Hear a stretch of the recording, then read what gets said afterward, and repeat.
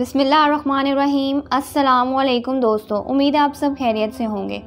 ایک بادشاہ لوگوں کو خنزیر کا گوشت کھانے پر مجبور کیا کرتا تھا۔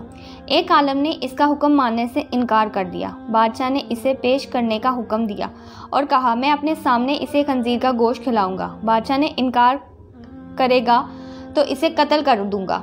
چنانچہ عالم کو بلایا گیا، دربار میں لایا گیا۔ دروازے پر موجود ایک عہدے دار نے بزرگ کے کان میں کہا، آپ کے آگے جو گوشت رکھا جائے گا وہ بکری کا ہوگا، لہٰذا جب بادشاہ آپ کو خنزیر کھانے کا حکم دے تو آپ بے فکر ہو کر کھا لینا۔ میں نے خفیہ طور پر سب انتظامات کر دیے ہیں۔ دیکھنے والے خیال کریں گے کہ آپ خنزیر کھا رہے ہیں، لیکن ہوگا وہ بکری کا گوشت۔ اس طرح آپ کی جان بچ جائے گی۔ بادشاہ نے آج اور ابھی بے شمار لوگوں کو گوشت کی دعوت دی تھی۔ دراصل وہ ان سب پر واضح کرنا چاہتا تھا کہ دیکھو، آج میں نے اس عالم کو خنزیر کا گوشت کھلا دیا۔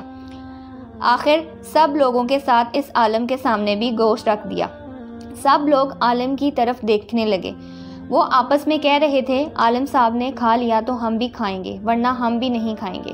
عالم صاحب کے سامنے اس عہدے دار کے خفیہ ہدایت کے مطابق بکری کا گوشت رکھا جا چکا تھا اور یہ بات عالم کو معلوم تھی۔ اس کے باوجود انہوں نے گوشت کی طرف ہاتھ نہیں بڑھایا اور بولا، نہیں، میں یہ گوشت نہیں کھاؤں گا۔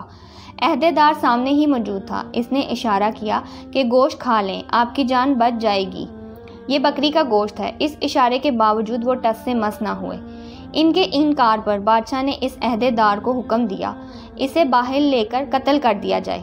عہدے دار عالم کو لے کر باہر آیا اور حیرت انداز میں بولا، میں نے آپ کو بتا دیا تھا، دربار میں بھی، آپ کو اشاروں میں بھی کہتا رہا کہ آپ اس گوشت کو کھا لیں، لیکن افسوس آپ نے میری بات پر اعتبار نہیں کیا۔ آپ نے بھی گمان کیا کہ میں جھوٹ بول رہا ہوں۔ عالم نے اس کی بات کے جواب میں کہا، ایسی بات نہیں ہے، میں جانتا ہوں میرے سامنے جو گوشت ہے وہ بکری کا ہے، لیکن دربار میں جتنے لوگ بھی موجود تھے انہیں تو یہی معلوم تھا نا کہ وہ گوشت خنزیر کا ہے، اور جب وہ گوشت میں کھا لیتا تو سب یہی خیال کرتے نا کہ میں نے موت کے ڈر سے خنزیر کا گوشت کھانا قبول کر لیا، اور سب لوگ میری پیروی کرتے اور خنزیر کا گوشت کھا لیتے۔ عہدے دار دنگ رہ گیا، گویا اس عالم نے موت کو گوارا کر لیا، لیکن دوسروں کا بھلا اپنے سر لینا منظور نہ کیا۔ عالم کی شان یہی ہوتی ہے۔ اللہ تعالیٰ سب کو ایسی سوچ عطا فرمائے، آمین۔